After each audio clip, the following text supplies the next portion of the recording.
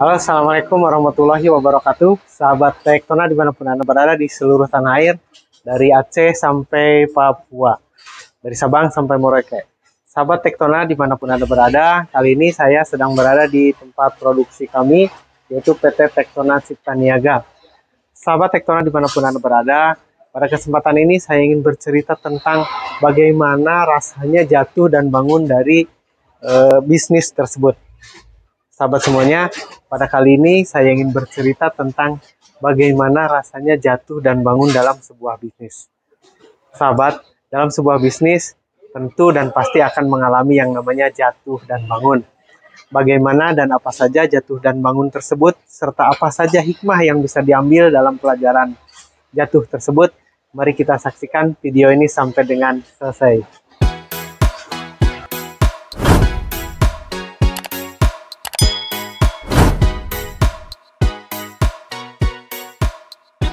Oke, terima kasih sahabat Tektona yang masih menyaksikan video ini.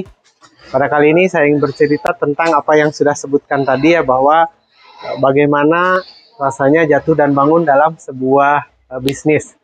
Tentunya jatuh dan bangun tersebut adalah pengalaman saya pribadi yang ingin saya ceritakan. Untuk apa? Untuk menjadi pelajaran untuk kita semua agar kita tidak mengalami jatuh tersebut. Atau setidaknya di saat kita jatuh, kita bisa bangun. Kemudian juga memperbaiki. Sahabat semuanya, di dalam perjalanan apapun namanya, apapun perjalanannya, bisnisnya, jenisnya, atau apapun, akan selalu ada yang namanya jatuh dan bangun.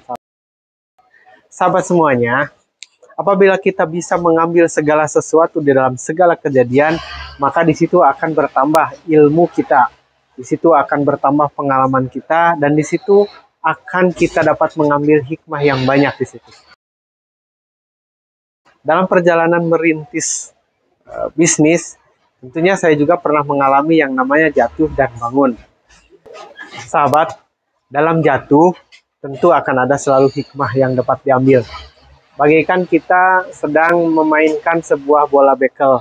Apabila bola itu tersebut kita banting ke tanah sekuat-kuatnya, apa yang akan terjadi?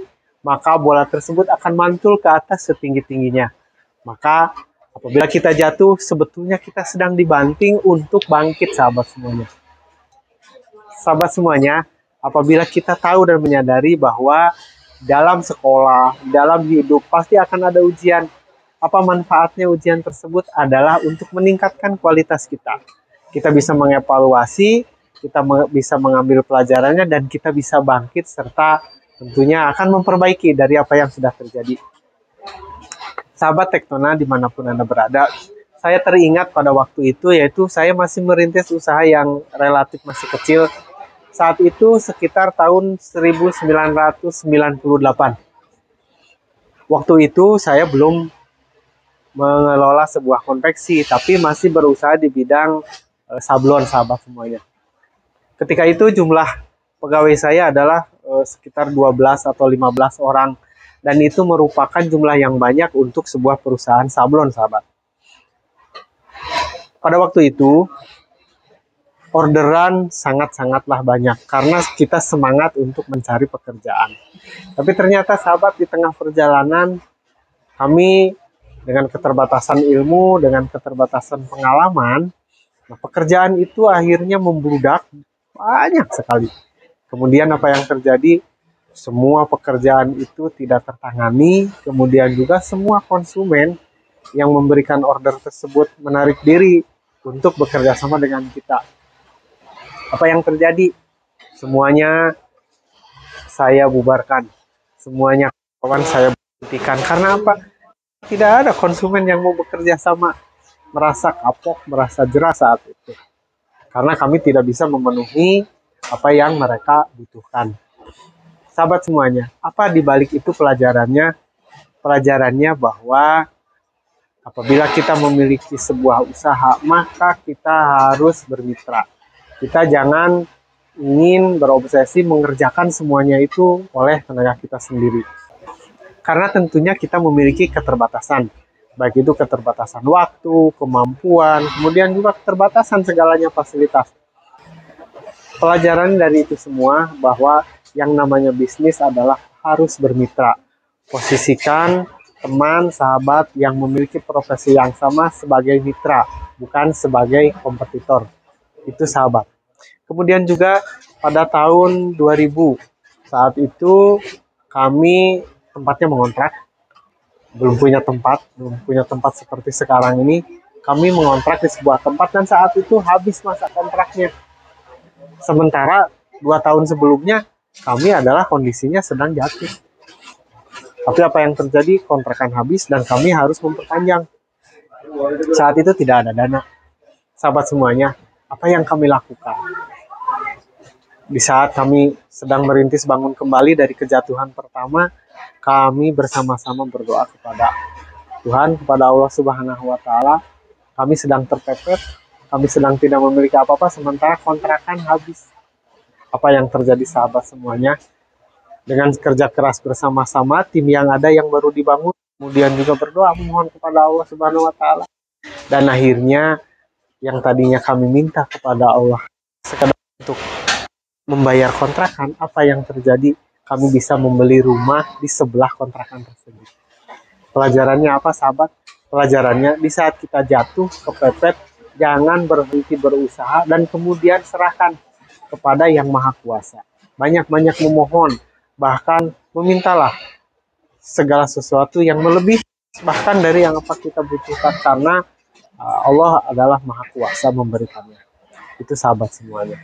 Kemudian sempat juga pada tahun 2013, kami saat itu usaha sudah mulai beralih ke merintis konveksi, sahabat semuanya.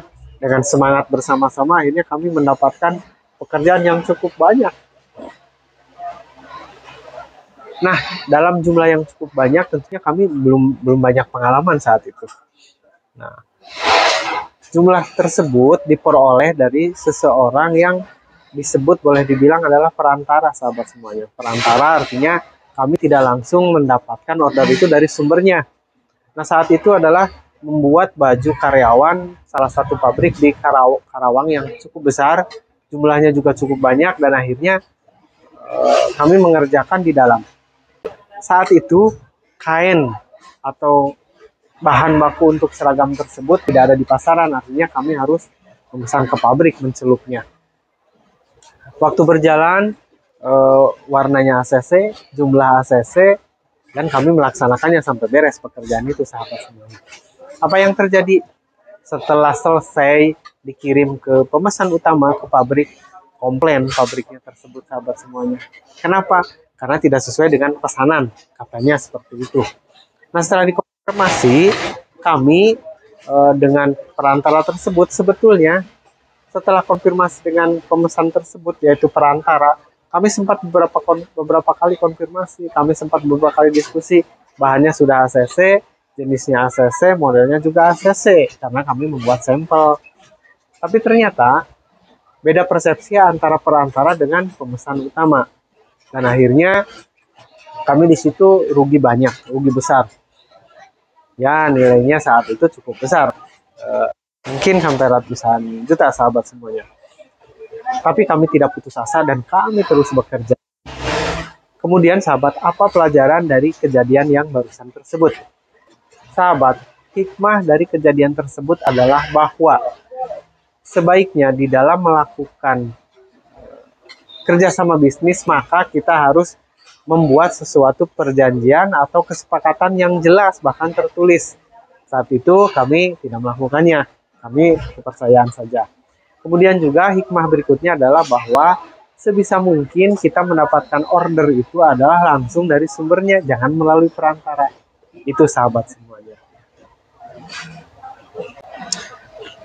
Kemudian juga di dalam perjalanan kami merintis konveksi ini, bahwa ada kejadian yang lain yang merupakan, ya boleh dibilang juga itu adalah kejatuhan kami.